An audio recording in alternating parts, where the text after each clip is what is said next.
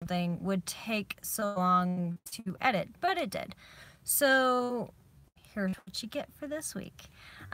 Like I said, it's been kind of crazy. My show opens tonight, so it's been a lot of tech week, and I haven't really had a lot of time to work on things outside of the theater and work in life in general. So I apologize. This was supposed to be a little more polished. You will get the awesome DIY project next week, I promise. I'm pretty excited about it. Like I said, it took me about 5.5 hours to complete the build, and it's kind of cool. I like it a lot. So I hope you guys will enjoy that as well. Here in the Salt Lake area, and looking until June 2nd, and that's at the Off-Broadway Theater, theobt.org. Gosh, of course I would screw it up live. Anyways, so that, like, not super profound, but it is something that I guess was profound to me in the moment. And a coworker and I were talking about books and things, and I was telling him how George R. R. Martin is writing a new book, and it's not part of the series that he should be finishing. Instead, it's a prequel.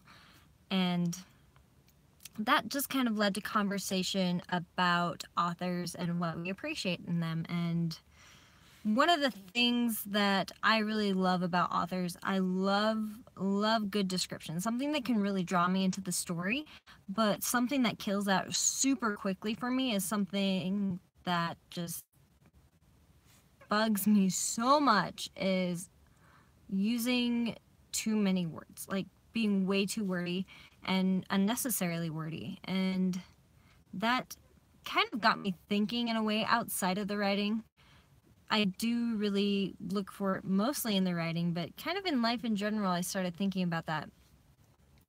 Some of my favorite authors, like Tolkien, for example, he didn't dumb down his language by any means. Like, his books were still very smart. They were still very entertaining to read, but you didn't feel like you had to sit there with a dictionary. Sometimes you'd run across a word you didn't know and you look it up, because you're 12, and you learn a new word, and that's really cool. But something where I don't like reading books where I have to sit there and feel like I'm looking up every other word because they used a thesaurus to write it. So I thought about, in today's world and this era that we live in, how people have kind of become that way. We've become wordy in a sense that we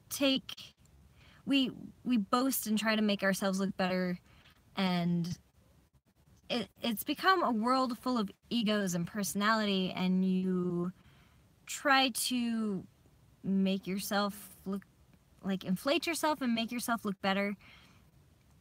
And it's almost like it's become a competition to see who's the loudest and who's most noticeable.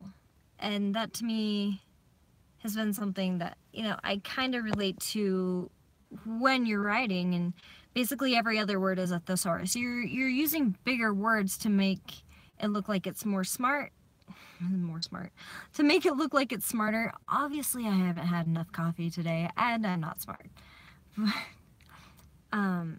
Using bigger words to make it seem like it's a smarter piece or a more intelligent piece. And to me, it's not about the words it's not about the words that you use, it's about what you're saying. Intelligence to me isn't shown through whatever words you're using, it's shown through, it's the thought and the idea that you're getting across. And that's something that I feel like is lost a lot in today. I feel like we really lean towards being boastful and making ourselves look bigger and better, and constantly trying to inflate, and it's all about ego. And I look at that, and it drives me crazy. It really does. So many people I surround myself with now, and I have in the past been around people that are like that. They are very much the big personalities. Like, they walk into a room and they have to be the most seen. They have to be the loudest and the most crazy. It's almost like validation in a way. And I'm kind of looking at where I am now and the relationships that I have formed and the type of people that I love to hang out with.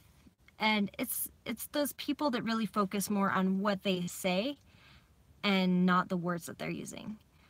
It's the people that care to get to know you and form meaningful conversations and really get behind the nitty-gritty of being a human, and everyone's human. And that to me is something that I definitely want to work on myself. I know I'm not totally perfect, and it's hard in today's culture because we're in such a place where you have to feel like you feel like you need to stand out. Like, you have to be able to have that personality that stands out. And it's something that was also touched upon in one of my classes at school, was that these days it's all about the personality. It's people are drawn to people with personality when, back in the day, in previous generations, it was all about character. And that to me kind of hit home. And that's, I guess, kind of what I'm saying here is personality is a flourish of ideals and appealing to an audience and appealing to people, whereas character is a sense of being. It's who you are, it's what you do. And I want us to get back to more of that, where we are backing up what we say and just really acting in good character and not personality. Yes, you can walk into the room and be the loudest, craziest, fun, obnoxious, whatever person there, or you can walk into a room and really focus on the other people. Focus on who they are and why they're there, and really form those deep and meaningful relationships, because honestly, at the end of the day, that is something I felt like I was missing for a lot of years, and I was surrounding myself with people with personality. And it's been really recently that I feel like I've found a lot of really cherished friendships and people that I absolutely love, and I want to be more like them. I want to exemplify that.